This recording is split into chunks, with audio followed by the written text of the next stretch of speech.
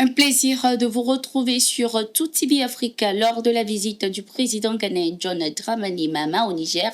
Les ressortissants ghanéens présents dans le pays ont exprimé à leur chef d'État leur volonté de voir le Ghana intégrer la Confédération Alliance des États du Sahel AES.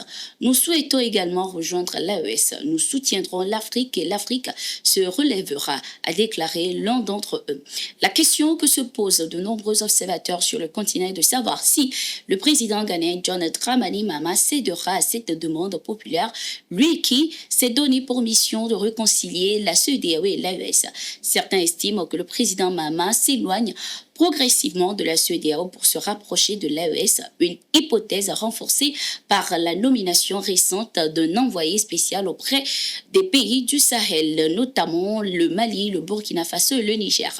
Pour le ministre des Affaires étrangères du Ghana, ces actions s'inscrivent dans une stratégie visant à ramener les trois pays de l'AES au sein de la CEDEAO.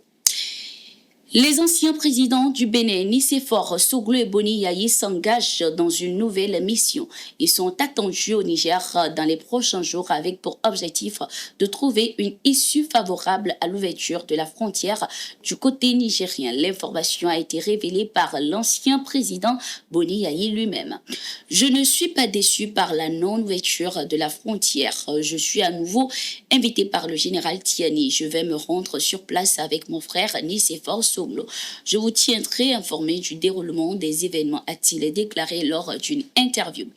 Il est à noter que ces deux anciens présidents du Bénin ont joué un rôle clé dans la résolution de la crise entre le Bénin et le Niger qui prenait une tournure inquiétante. Leur intervention a permis aux deux parties de parvenir à un accord et de relancer leur coopération mise à mal depuis les sanctions de la CEDEAO adoptées par le Bénin à l'encontre du Niger suite au renversement du président Mohamed Bazoum. Les autorités nigériennes accusent également le Bénin de collaborer étroitement avec une puissance étrangère pour former des terroristes en vue de déstabiliser le Niger. Toujours avec le Niger, lors de la remise du rapport final des assises nationales ce 10 mars 2025, le président du Conseil national pour la sauvegarde de la patrie CNP, CNSP, le général Abdourahmane Tiani, a exhorté les Nigériens à dépasser leurs divisions et à privilégier l'unité nationale. Face aux défis sécuritaires et économiques, il a insisté sur la nécessité de placer l'intérêt du pays au-dessus de toute considération individuelle ou clanique. Ce n'est plus le moment de nourrir des rancœurs ou de s'engager dans des rivalités stériles. Tout ce que nous entreprenons doit servir à défendre et à préserver les intérêts du Niger, a-t-il martelé. Il a également rappelé que la prospérité du pays repose sur la cohésion et l'engagement de tous. Dans un discours empreint de gravité, le chef de l'État nigérien a appelé à la réconciliation et au pardon, soulignant que la reconstruction du Niger nécessite un effort collectif. Rien de durable ne s'obtient sans sacrifice, a-t-il affirmé, insistant sur l'importance de tourner la page des rancœurs pour bâtir un avenir commun. Le rapport remis lors de cette cérémonie servira de feu de route pour les réformes à venir, avec pour ambition de restaurer la stabilité et d'impulser un nouvel élan de développement. Plus qu'un simple document, il incarne l'espoir d'un Niger uni et résolument tourné vers l'avenir. Direction Guinée-Conakry, l'ancien gouverneur de la Banque centrale Ibrahima Cherif Ba risque 10 ans de prison pour détournement de fonds, enrichissement illicite et blanchiment d'argent. Jugé par contumace devant la Cour de répression des infractions économiques et financières, il est accusé d'avoir effectué un retrait frauduleux de 10,5 millions de dollars, soit plus de 6 milliards de francs CFA des caisses de l'institution. Lors de l'audience ce 10 mars 2025, le procureur Ali Touré a requis une peine ferme assortie d'un mandat d'arrêt international contre Cherif Ba qui se trouverait à l'étranger pour des raisons médicales. Selon l'accusation, la somme aurait été transférée sur un compte en Géorgie sans justification officielle.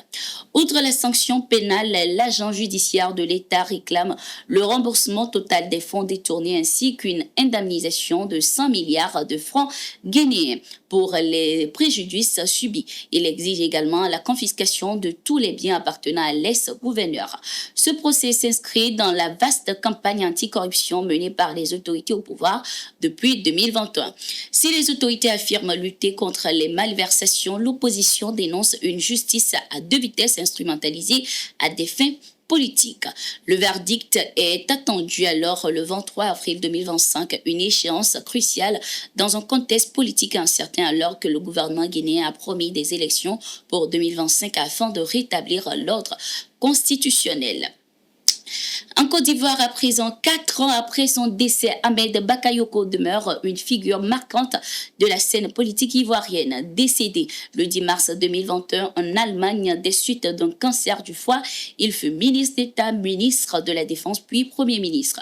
Surnommé Mbak, il était reconnu pour son charisme, son engagement envers la jeunesse et son rôle dans la stabilité politique de la Côte d'Ivoire. À l'occasion du 4e anniversaire de sa disparition, des cérémonies de recueillement ont eu lieu à Abidjan et à Séguéla, sa ville natale. Des personnalités politiques, des proches et de nombreux anonymes ont honoré sa mémoire, saluant son dévouement pour le développement social et économique du pays. Au-delà des hommages, plusieurs initiatives sociales et caritatives qu'il avait soutenues se sont maintenues, témoignant de son impact durable. Son héritage politique reste vivant alors et son nom résonne toujours dans les débats nationaux. C'était tout pour cette édition. Merci d'être resté avec nous. Nous sommes en continu sur nos différentes plateformes et sur notre site d'information, le www.toafrica.com.